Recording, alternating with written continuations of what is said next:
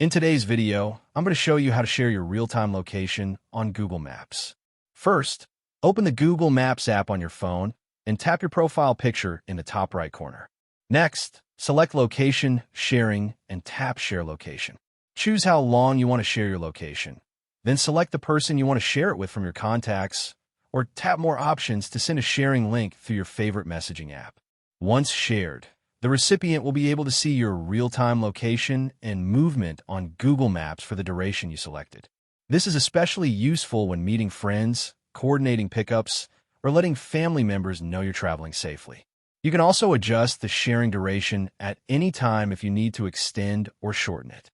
If you want to stop sharing your location, simply return to Location Sharing and tap Stop. That's it. Sharing your real-time location on Google Maps is a quick, convenient, and secure way to keep others updated on your whereabouts in real time. Thank you for watching this video. Please feel free to use the affiliate link in the description.